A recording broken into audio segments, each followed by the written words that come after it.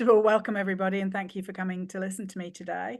I'm going to be presenting a diploma in permaculture, which is all about bringing permaculture gardens into the urban environment.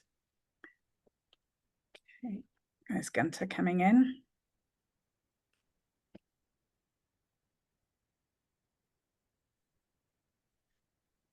Okay, so the diploma is in two parts, and first of all, I have to say I received some very good advice from Nandor, which was to focus on what I'd learnt rather than what I did. And in light of this, I changed the direction I was heading in, which was initially a gigantic case study on what I did, which was developing gardens. So instead, today we're going to focus, thanks to Nandor, on what I learnt, which is probably much more valuable for myself and everyone else. So this is all in the first part, which we're going to cover in 30 minutes. And then there's time after that for Q&A. So while part one is all about germination and growth of really myself and permaculture and our relationship together, part two is about the growth of the Gift the Garden movement and my plans for it to become independent of me. And you've all been sent that as an appendix. So after setting the scene with my journey, I'm going to skip quite a bit of the introduction that you've received in the material, because I'm sure that we all really want to get into the learnings. But I do want to just spend a little bit of time telling you about my journey and setting the context for where this project has come from. So growing up in the north of England, my grandpa was well known for growing grapes and tomatoes in a greenhouse, which was pretty unusual in our area because it's quite cold in northwest of England. He sold them at the gate, and I was very, very proud of him. I loved his garden and was making gardens for elderly people in our road when I was 11. And this led to my taking a degree in landscape architecture, but shifting into project management after graduation, when the jobs on offer as a designer were pretty much limited to supermarket car parks. In my 20s, I was learning a lot about creating industry change on a big scale, having been seconded to the UK government as part of a giant movement for change to improve the industry. And I met my husband, the engineer, there. In my 30s, I was driving a BMW convertible around London and wearing shoulder pads as director of Mace Construction, but I was longing inside for the good life and like the 1970s sitcom. So my husband and I moved with a view to have a lifestyle block.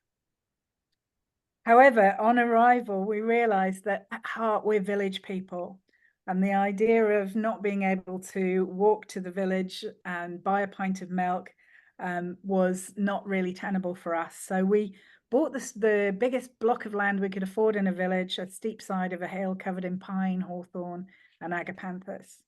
And we set about it, and slowly terraces appeared, but I found that growing food was a lot of work, and so I had to have a job to pay for the mortgage which we needed on the property. But a major breakthrough happened for me when I visited the Taranaki Sustainable Backyard Trail, which is why I love trails so much. And I learned about the Ruth Stout gardening without work method. And that was working with nature so that nature did more of the work for you. And this quite literally changed my life. It meant that I could grow lots of food and have time to work too. And I didn't have to walk up 42 steps in my garden to water my vegetables. So during a brief stint on the Kapiti Coast as well, I learned about organic gardening, and I started a PDC with Gary Williams and Emily whilst putting in a beautiful mandala garden in Raumati Beach. And I joined the local transition town movement, and I was literally fell in love with permaculture.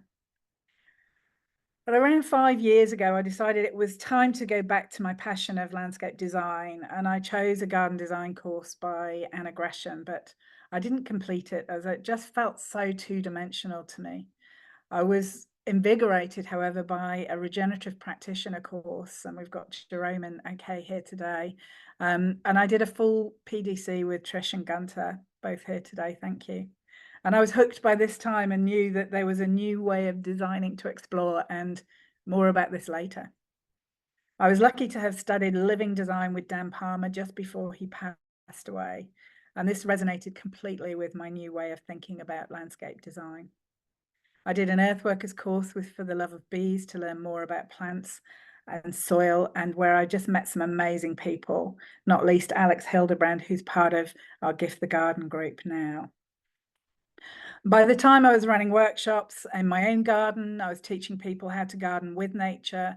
I became president of the local gardening club, which taught me how to work with current traditional gardener who is being bombarded with chemical solutions constantly to combat every problem that we see in inverted commas.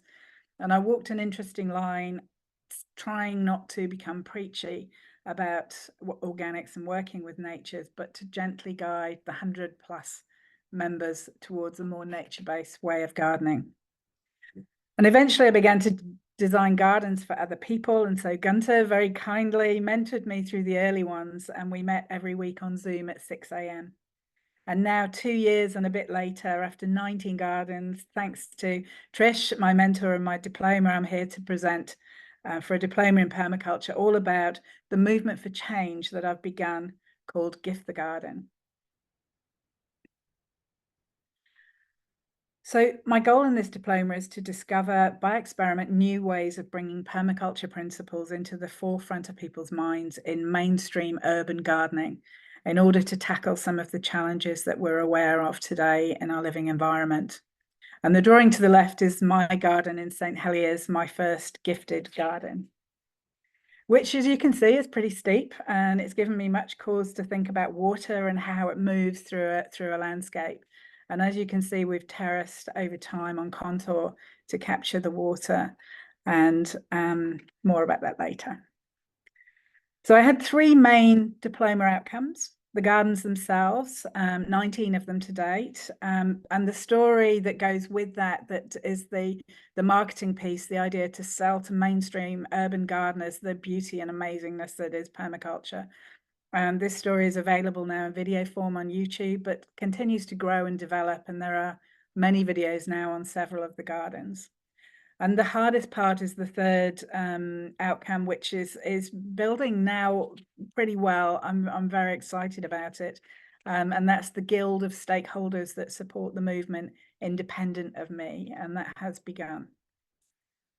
So the 19 gardens, and I'll talk later on in one of my key learnings why they're all so local. But you can see they're all spanned out here, with just 4 of them not in my place that I call the head of the dog here in the east of Auckland. And there is in Appendix 2 a case study on most of those gardens that you can look at separately.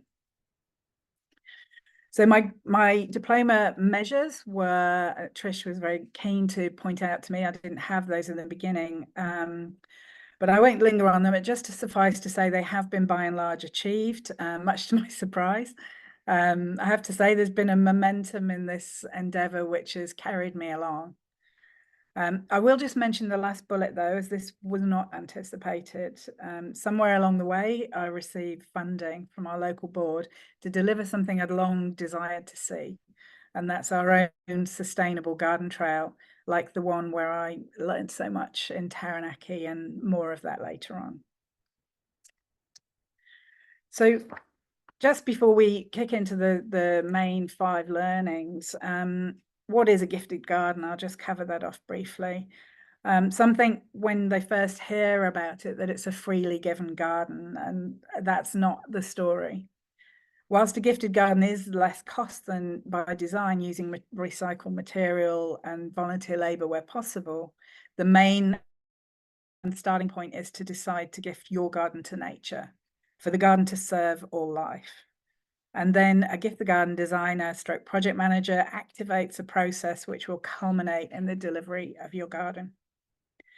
And an important learning I will say here is that nothing in nature is free. There's always been an exchange, and that may be money or it may be something else. Designers, project managers, professional builders are all paid current going rates in a Gift the Garden. I had the fortune to learn about permablitz firsthand from Finn Mackenzie during our studies together in the Regenerative Practitioner. And we worked together to discover why permablitz had not been successful for him. And so Gift the Garden has benefited from those learnings.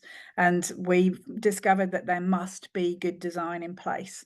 And in order to achieve that, professional designers are required to be paid. The cleverness, however, is in designing to a budget with recycled materials and using volunteers, and sometimes gifted plants, but mostly these are also procured from professional growers. So, having set the scene, let's examine what I think have been my main discoveries. There are more than 5, and it's been a rich adventure indeed, but I had to limit to 5 for today's presentation. And those are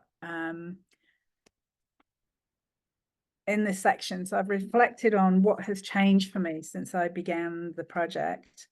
And there's been so much to learn, but I've concentrated on bringing forward those aspects that have either surprised or astonished me, have piqued my interest to learn more, or where I simply believe that we collectively as humanity need to focus more attention on our development.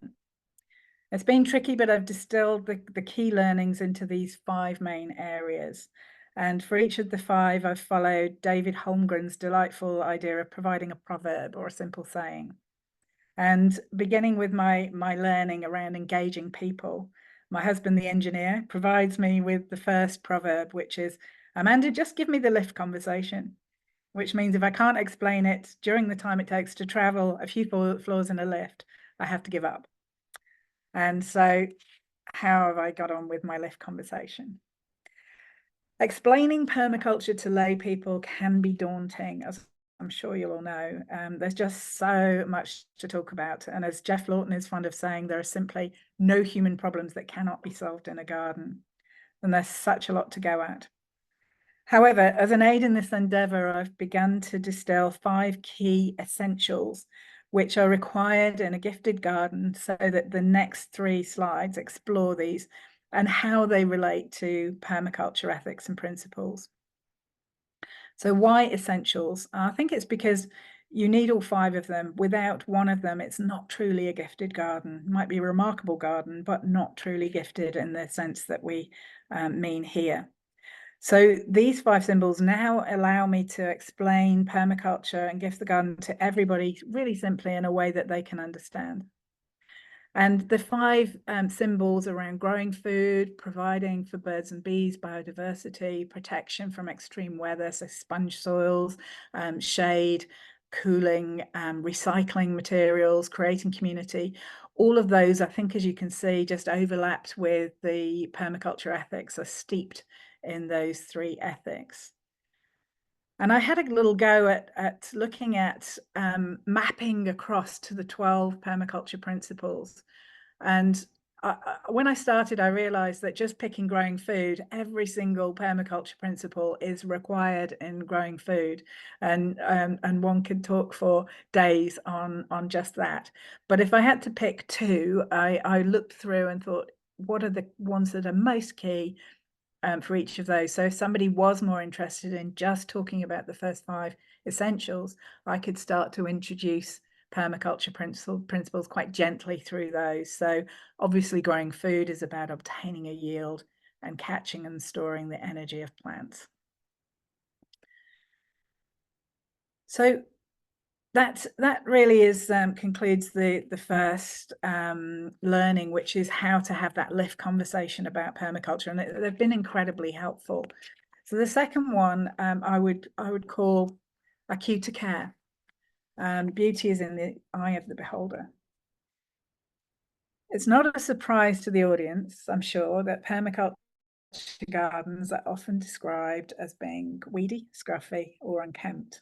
And I'm sure this fails, and I'm sure you'll understand that. And this fails to appeal to the average urban gardener who's grown up with an eye that longs for lines, order, and control. So when I embarked upon this journey to bring permaculture into mainstream urban gardens, I was conscious that I needed to tap into people's idea of beauty. Often in the city, you'll see very straight lines, a strict order and control of nature, to the extent that swimming pools with chlorine and plastic grass surrounded by paths and driveways of impermeable concrete abound. We love wilderness in the wild, but not in our backyards. So this might make us feel out of control when we see a weedy patch, almost as though society might be about to collapse by allowing disorder to reign. And when I began to let my berm go as an experiment to watch the development of wildlife there, at least one of my neighbours complained that it was ugly.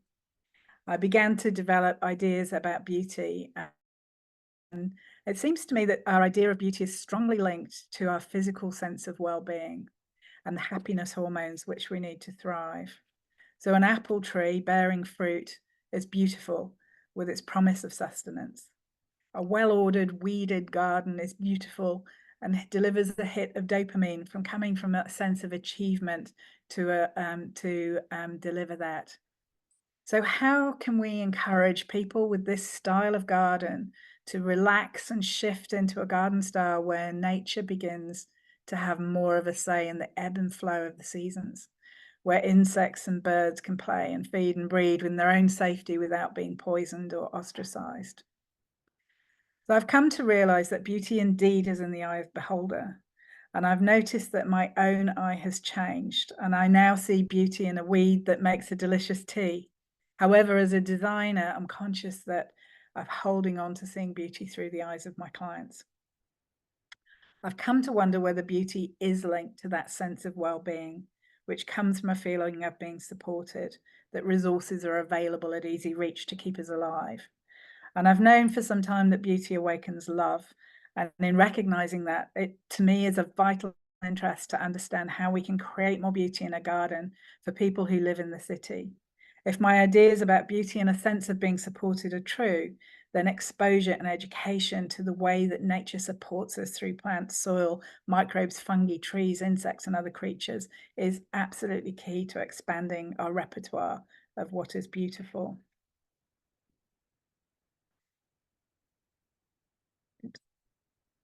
This garden, rewilding, was the first gift of the garden, and the client had a budget of only a few $100s, and the edges of the garden were dead and cracked, and her wormweed had died.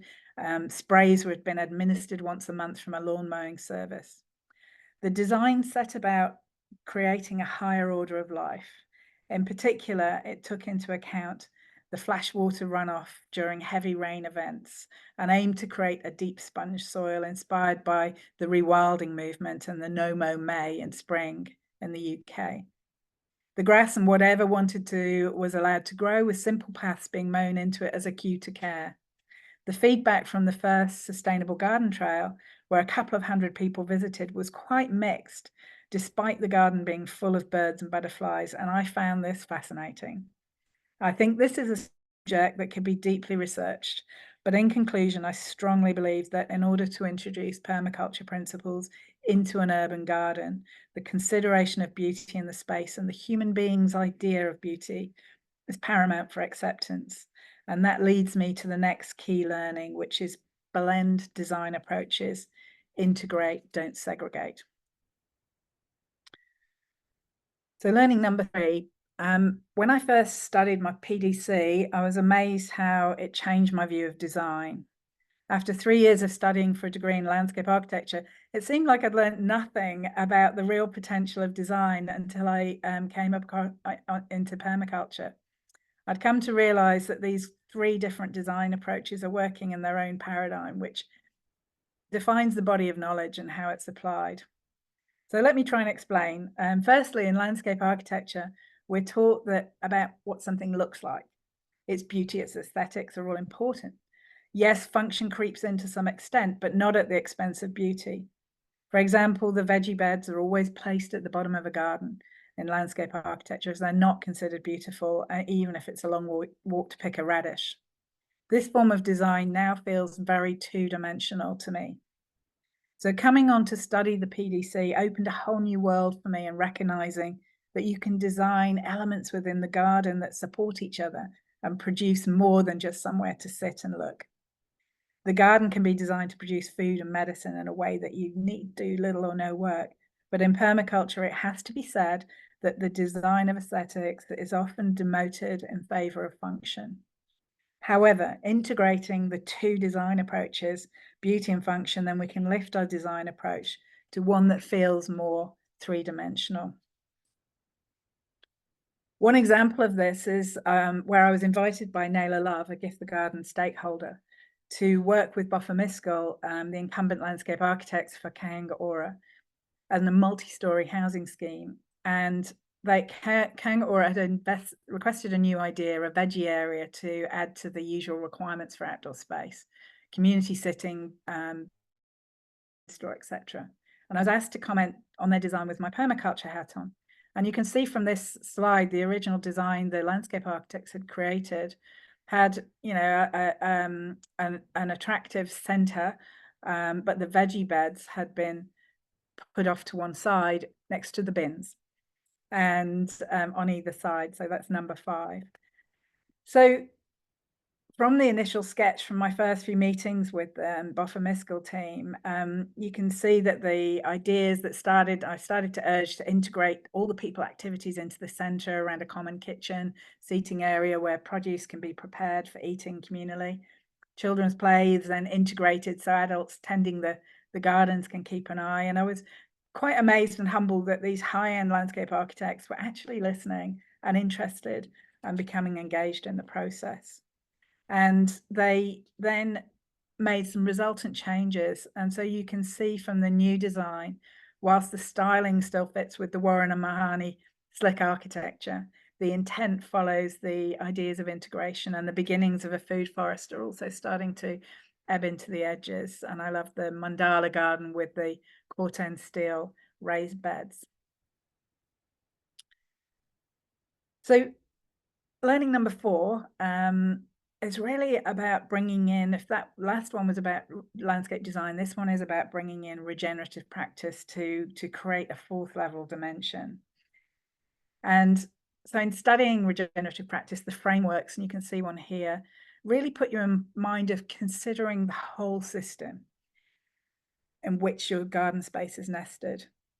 Certainly through sector analysis, permaculture does so too. However, this is with a view at looking at how the whole can impact the place, what's coming in that might affect our place. Whereas in regenerative practice, it's this, but more importantly, looking outwards, how can this place serve the greater whole in order to bring a higher order of life?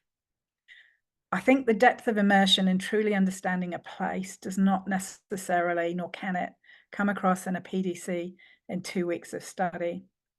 Regenerative practice, which was born of permaculture, really focuses you on imaging the place as a whole, and you as part of that place as a constantly evolving system of relationships. And we begin to see the garden, how it functions to serve its immediate neighbours, its proximate whole, and the greater whole, often the watershed. What is its vocation? How can it serve? For example, it might act as a corridor for a certain species or a route for water to run through, gathering or dumping nutrients.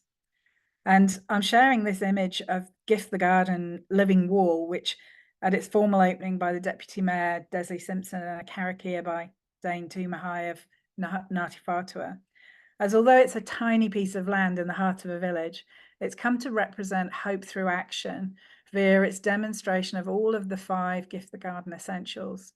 And it's managed to create a community around it in doing so.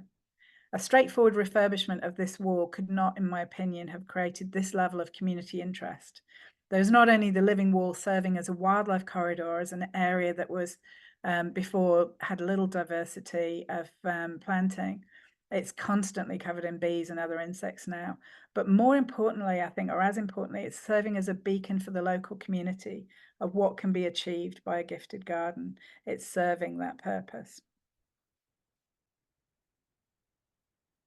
Okay, I'm going to skip forward on these couple of examples here just because of time, but you can read my notes in the attached document. So I just want to bring this example in. This is the latest Gift the Garden, and with story of place, which is what the regenerative practice really helps you to consider. What is the story of this place, not just the sector analysis, but its history, how it might serve, and bring Gift the Garden blended design really recognized Lucy's garden's relationship with a creek that it had at the bottom. And the traditional landscape architect wanted to put up a straight fence at the bottom and ignore the creek because it was a bit scruffy. And so the gift, the garden design, really recognized the relationship with the human and the creek, because the creek has the potential to bring more life. So we created a space for Lucy to sit and contemplate how, when she starts her working bee, she is going to be transforming this creek, which has inanga and eels in it. And this is her and the garden's vocation, is to restore that. And photographs from just a few days ago see how the recycled material is beginning to come into play and deliver this beautiful garden. And another example is a community garden, which the first Eastern Bay Sustainable Garden Trail collected $4,000 to spend on a new community garden. And this one will be delivered in Glen Innes Pool. And the point I wanted to make here is this Welcome Swallow Tower will be a key part of this project, as the manager of the pool has done a very good job in trying to exercise the swallows from the building eaves. So we'll give them a proper space so that they can come and go as they please. So the fifth and final learning is really all about the detritivores. We have a saying in Gift the Garden of waste to wealth. And one of my key learnings is that in our human dealings, we don't have the natural detritivores to break things down. The good news about the waste is that we have found, in particular in the UK, a study was done that there is more biodiversity in a fly tip than there is in a lawn. And crushed concrete, if you didn't know, is a fantastic growing medium, and it's dirt cheap. And it can be even cheaper if it's on your own property. And art makes using recycled materials beautiful. And Ellen, who is here today, made this lovely potting bench for Penny, a Gift the Garden recipient, out of pallets. Where it needs work, and I'm learning a lot about this area, and I know Jerome, who's here, has a fascination, and Trish as well, for waste. And locating recycled materials, not necessarily easy. Storing it is super tricky. Recycling material is not necessarily cheaper. You need to pay people, and don't use volunteers to do things like denailing. They will get injured. And what I'm learning is that we need to design for the material that we have, particularly that we have on site.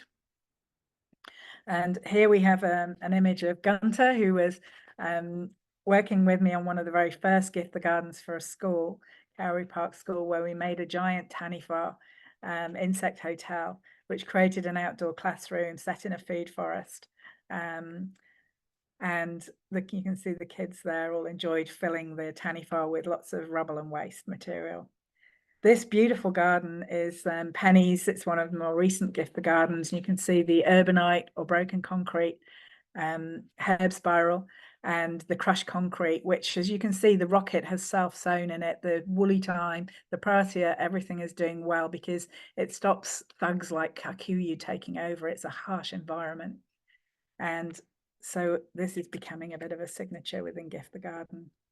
And just an image of Lucy's garden as it looked a couple of days ago, and she was happy having her glass of wine, thinking about what gorgeous plants to put in along the creek to restore it.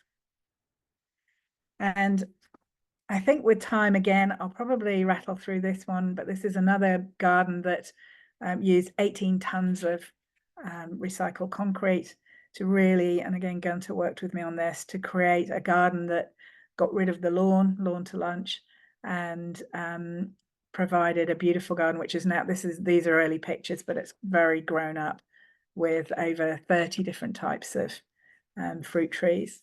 And this is my own tortoise garden, which their purpose, I've learned, is to teach me to slow down, and also microclimates. They ignore their nice recycled plastic house in favor of digging themselves in the warmest part of the brick wall. So in conclusion, those are the 5 key learnings, and they're all linked and overlap with each other, but there are more as well. But I've run out of time today. I just want to cover off 2 key important points. One is that the sustainable garden trails are growing, and now Albert Eden has run one in last November, and in fact, actually, they're running again next November. And the Hibiscus Coast has got their first one coming up 4th and 5th of May. I've had calls in the last 2 weeks from Henderson and the Waitakaris.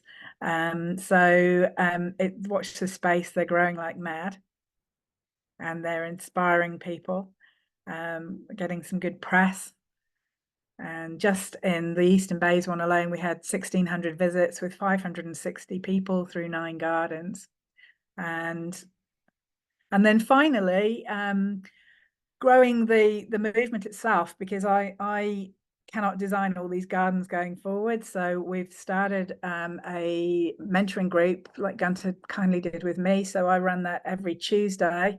And we have 4 designers who today's session was about starting a marketing plan. We're working together on co-designing the latest Gift the Garden. And the last one, Lucy's Garden, was project managed without me being in it by Alex, who can't be here today. We've got some amazing common processes that we've captured. As you can imagine, I teach project management. Our project management practices are second to none, I will say, including cost management.